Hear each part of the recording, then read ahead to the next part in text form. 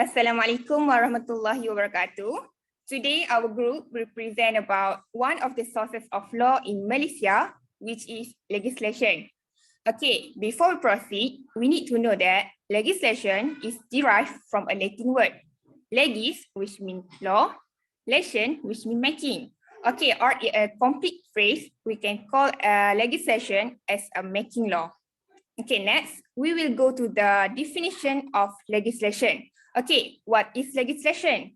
Legislation can be interpreted as a written law enacted by the legislature and by bodies or persons authorized by the legislature. Okay, or in a simple word, we can understand that legislation is a written law that made in parliament. Okay, legislature. Legislature is referred to the parliament, which is at the federal level, and also can be referred to the state legislative assembly, which is at the state level. Legislation is also known as statute, or we call as statutory law. Okay, now we can see that there are two types of legislation. Okay, first is primary legislation, which is legislation enacted by the legislature. Okay, like what I have mentioned previously, legislature is a parliament and also state legislative assembly. Okay, second types of legislation is delegated or subsidiary or subordinate legislation, which is legislation made under power delegated by the legislature, an authority that have power to enact law. Okay, for example, courts, minister, tribunals, and also public officials. They have power to make rules, notifications, and also regulations.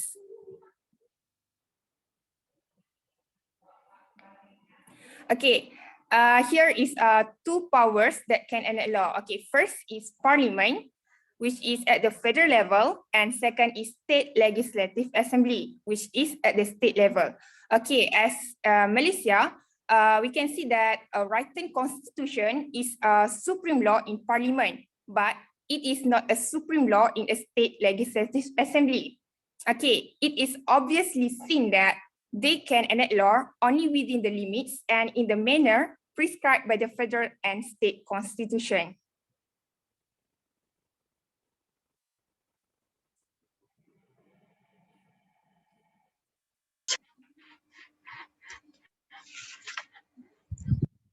Next, I will present about the term of the law that we use in legislation. It has three terms, which is Act, Ordinance, and Enactment. Next.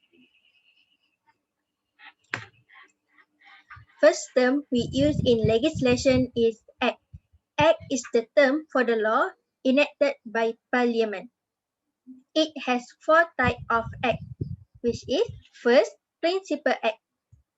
Principal Act is an act which is the most common act, or we can understand it in Malay word as Akta Induk. Second, Amendment Act. Amendment Act is an act which makes change to a principal act and it affects the substance of the law. For example, if the new law had been accepted by the authorities, the new law will be added into the principal act. So, the Principal Act will become Amendment Act. Third, Revised Act. Revised Act is an act which results from change made by the Commissioner of Law Revision. The change restricts to change that do not affect the substance of law, such as technical, grammatical, or typographical error. The last type of act is Consolidated Act, which Consolidated Act is an act which brings together in a simple act two or more acts on a specific subject matter which had been passed over a period of time. In simple words, Consolidated Act is when we combine two or more acts in one act. For example, the Interpretation Act 1948 and 1967.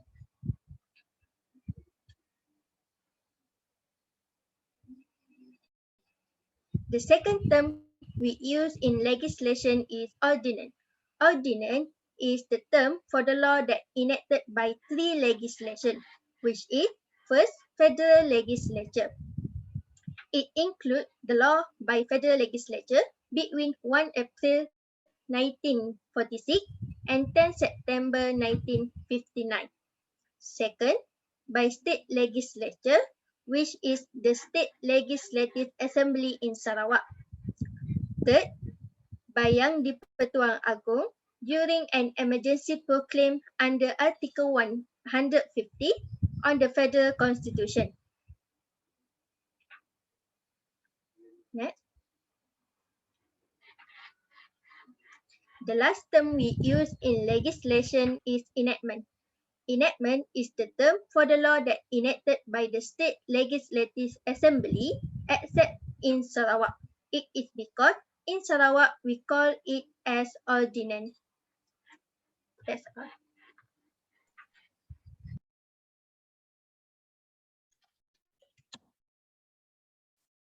Okay, next legislative process. Article 44 of the Federal Constitution vests the legislative authority of nation in the Parliament. The Parliament composes the following. First, Yang di-Pertuan Agong, PDPA. Second is the two houses of Parliament. One is the Dewan Negara, Senate, and second, the Dewan Rakyat, House of Representatives. Okay, so briefly, legislation is enacted by Parliament by introducing a bill which is passed by both houses and assented to by the YDPA, Yang di-Pertuan Agong. Okay, next. Okay, there are three types of bill. First, public bill. Second, private bill. And third is hybrid bill. Public bill include bills on matters of general public interest, such as national defense, public order, and taxation. Second is private bill. These are bills which deal with matters of local or private concern. And the last one is hybrid bill. Hybrid bills are bills concerning matters of public interest which may affect adversely or otherwise the interest of some private bodies or persons.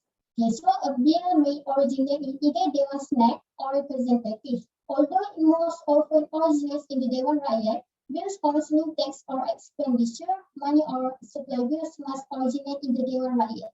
Okay, next. There are two main stages in the process, pro-parliamentary and parliamentary. This is the procedures for the enactment of an act of parliament. Okay, pro-parliamentary stage. This stage refers to the process that takes place in preparing the draft of the bill before it is finally brought to the parliament. It covers the proposal, consultation, and drafting stage. First is proposal submitted.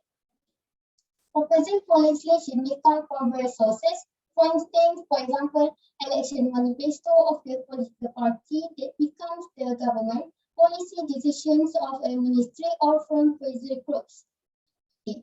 Second is meeting between relevant authorities, which a long series of discussions follow within and between the relevant government authorities involved.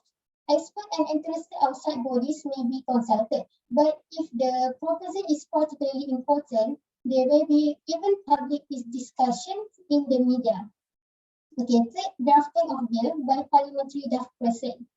Okay, when the outline has been worked out, the proposal is sent to the parliamentary draft person in the Attorney General's chambers to be put into legal languages and form, which is the proposal becomes a bill. Okay, and the last one is cabinet approval of it. Okay, after approval by the cabinet, the bill is ready to be introduced to the parliament. Okay. Next. Okay, now we proceed to the parliamentary stage. Parliamentary stage is the procedure in Chapter 5, Part 5, Federal Constitution and Standing Order in the both Dewans. It based on the procedure in British Parliament. Government bill is introduced by the minister. If the bill is related to women, so the Minister of Women, Family and Community Development needs to introduce the bill. So after the debate and voting in Dewan Rakyat, it will be passed to Dewan Negara with the same process. Okay, the bill goes through 4 process, which is the first stage is first reading. First reading is a mere formality, may take place place even if the bill has not been printed and circulated. So Minister will present the bill in short title read by the clerk of Dewan. The second one is second reading. It can be occur when the bill has been printed and circulated. It is the most crucial stage. If the bill receives the requisite numbers of votes, so it will be proceed to committee stage. So what is the requisite? Requisite is a majority of members present or 2/3 majority of total presenters. Okay, we move to the third, which is committee stage. Committee stage is the most bills automatically referred to the committee of the House without the necessity of a motion. Very rarely, bills refer to an ad hoc select committee. Referring to a committee is to enable the details of the bills to be discussed in a less formal manner. The end of the discussion, the minister moves a motion to report the bill with or without amendment to the Dewan. Motion is accepted, so the Dewan will resume the sitting. The third one, which is third reading. So third reading is the bill where the bill is reviewed. Okay, there's a debate, but centers only on general principles. Substantive amendments are not allowed except with the permission of the speaker to correct errors or oversight. After in the reading, the bill is sent to the Dewan Negara and will go through the same process. When the bill is passed by the Dewan Negara, it is returned to the Dewan Rakyat.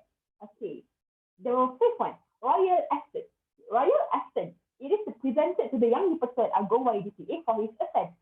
Within 30 days after it is presented to him, assent to the bill by causing the public seal to be affixed thereto. Once the bill is given the royal assent, it becomes an act. The last procedure, which is publishing. Publishing is an act of the parliament cannot come into force until it is published. So it will done in the Warta Kerajaan Malaysia, or we call it a Federal Gazette. An act comes into force at a prescribed date.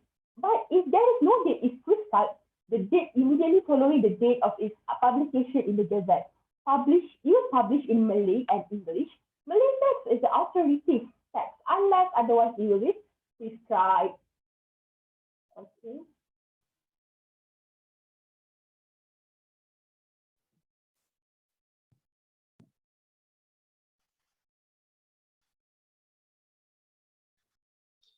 So next, we proceed to subsidiary legislation. What is subsidiary legislation? Subsidiary legislation is law made through powers delegated by the legislature to a body or person via an enabling or parent statute. Subsidiary legislation, also known as subordinate, delegated legislation, and secondary legislation. Next.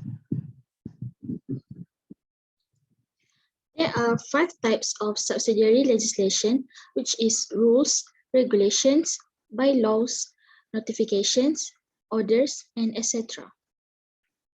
Next. What is act or enabling act? Okay. Parent acts or enabling act is an act of parliament or enactment or ordinance which is the source of authority to make subsidiary legislation. The act that gives power to other person or body to make the law. Okay. Why? It is because the idea of a subsidiary legislation is to provide details of specific things, while the parent's legislation can be general in nature. A subsidiary legislation may provide for rules, regulations, procedure, and etc. It is to promote smooth application of the parent's legislation. For example, is Hire Purchase Act 1967, which is the minister may make regulation for or in respect of every purpose which is deemed by him necessary for carrying out the provisions of this act, and for the prescribing of any matter which is authorized or required under this act to be so prescribed. Thus, hire purchase of application of permit and procedure of repossessions regulations 2019 was made by the minister. The last one is, why do we need subsidiary legislation? The first one is the legislature has insufficient time to enact all the legislation detailed in every aspect required in a modern society. So, it avoids overloading the limited parliamentary timetable as delegated legislation can be amended or made without having passed an act through parliament, which can be time-consuming. The second one is much modern legislation is highly technical and is best left to experts or administrators on the job who are well versed the technicalities involved.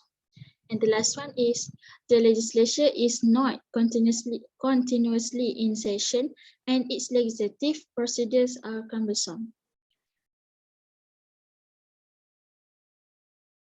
So that's all from us. Thank you. Do you have any question for us? Just left on the comment section below. Thank you.